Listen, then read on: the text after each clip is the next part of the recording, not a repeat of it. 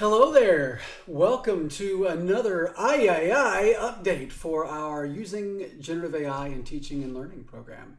Uh, I cannot say enough about a lot of what we've seen being submitted in the program. I hope you've been looking at the feedback we've provided. This week especially has been interesting because we're asking you to pick up a tool, right, and use it. In essence, I'm talking about in the Implementing Generative AI in Education module, you actually had to come up with an instructor tool. And it was neat to see some of the different tools that y'all use. Some of you have been using MagicSchool.ai, some of you have been using AI Design Assistant, and then others of you have been using other things like ChatGPT. But I will say that it has been enlightening to see how you've used it. I will say, by and large, many of you have thought of it as I think of it as an assister, right?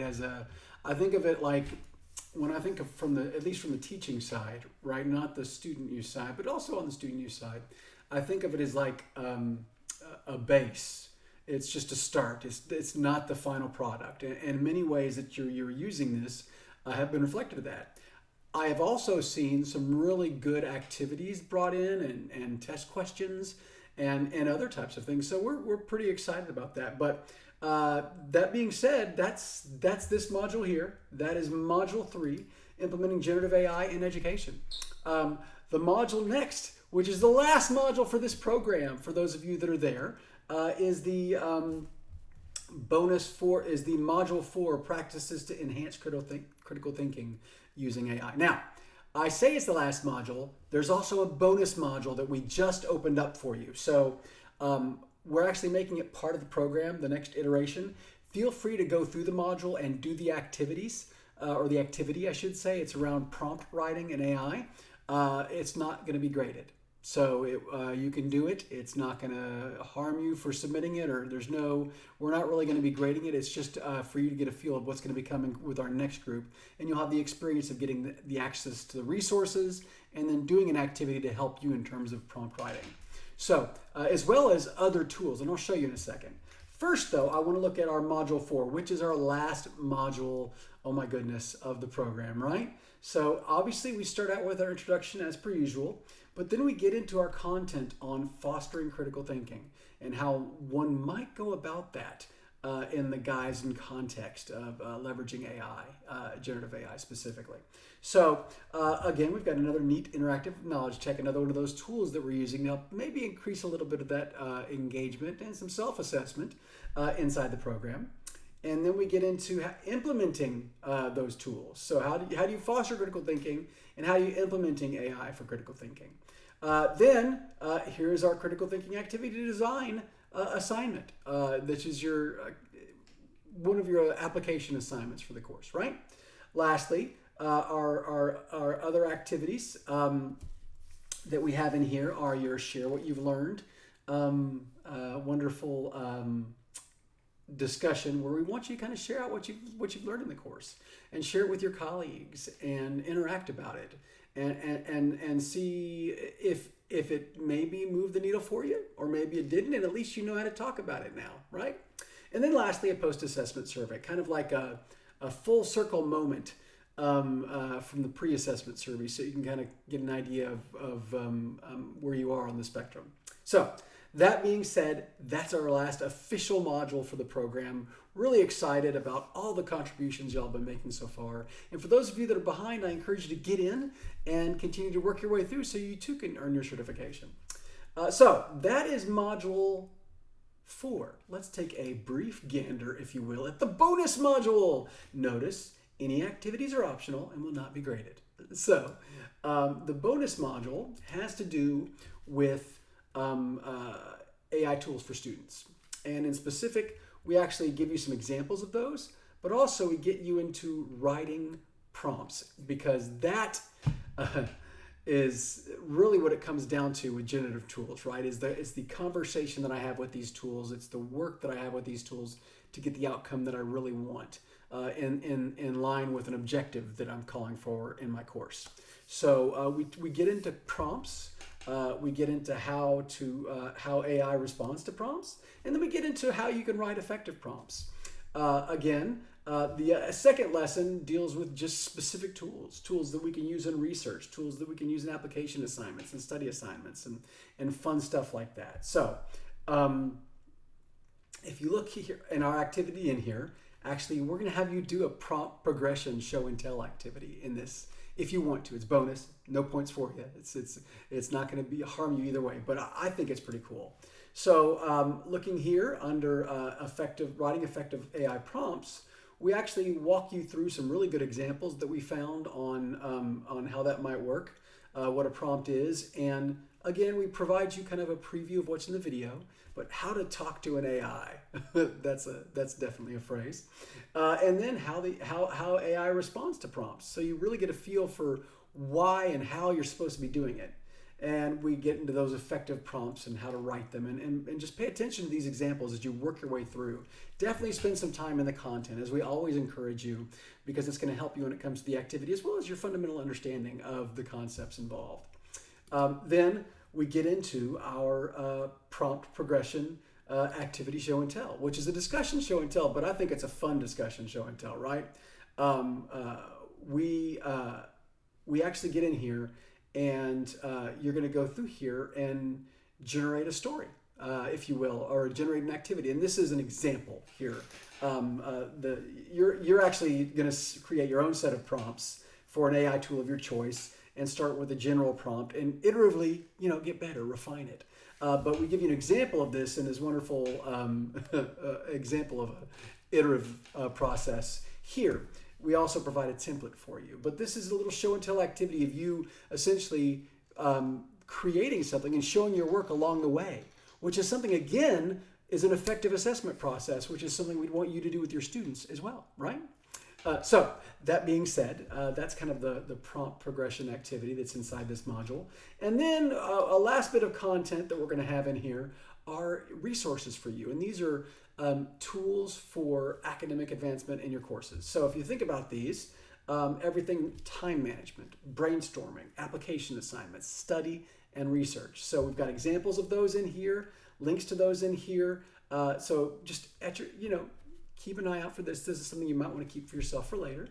But that being said, that's kind of what's coming up, where we've been, and then that actual extra bonus activity. Keep in mind that the due date for Module 4, the critical thinking, is this coming Sunday. It's our last due date for the course.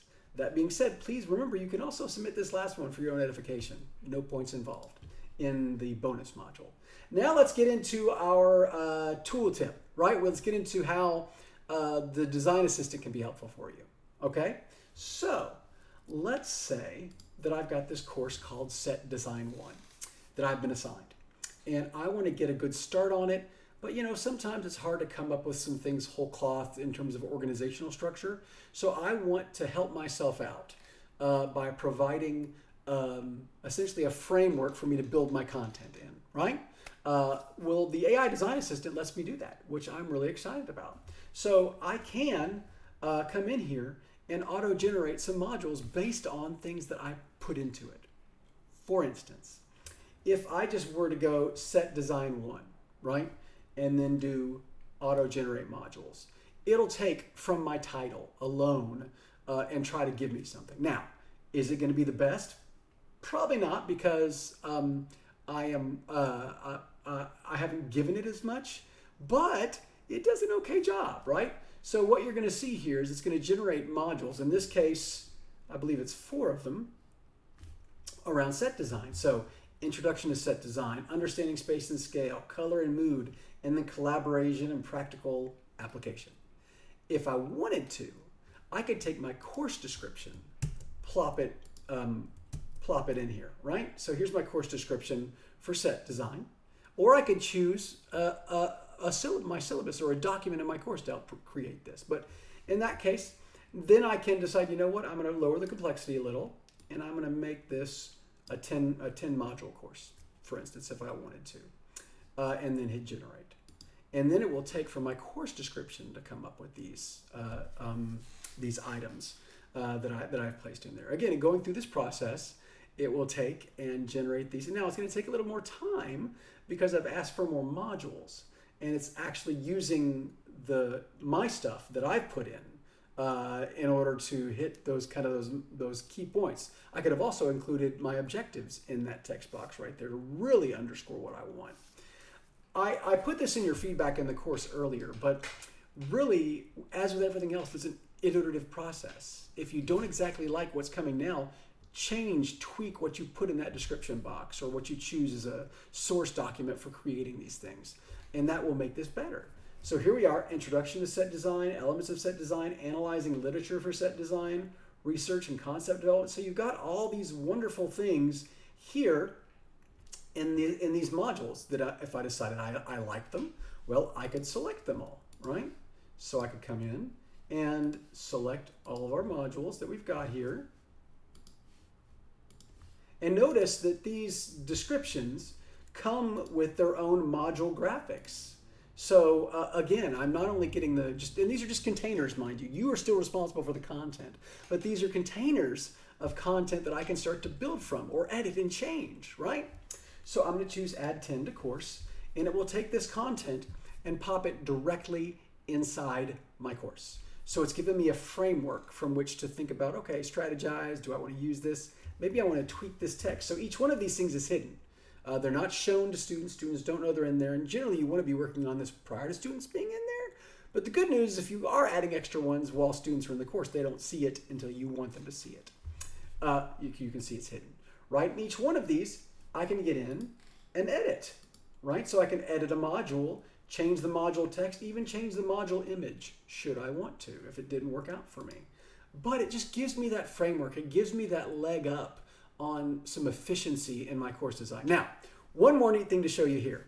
Outside of just images here and images in the content, I can also do my course banner. So I can go to my course image, which is over here in this menu.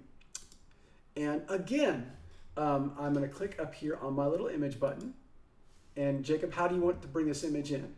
Well, I'm going to choose stock images from Unsplash. And then it's going to bring in set and design. So I can choose any one of these images to go as the thing. But I may not like that. I may want something a little different. So I might go set, design, and theater. Right? And that's not exactly what I want. Let's try set design and just without the and see what we get. Okay, that's a little better. That's kind of where I'm going.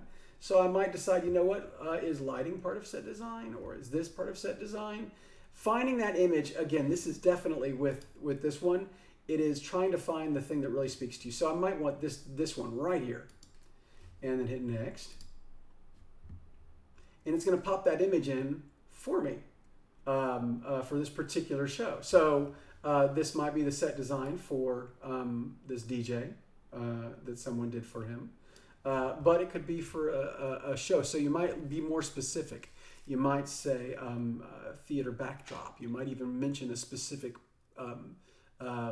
production that you're looking for, right?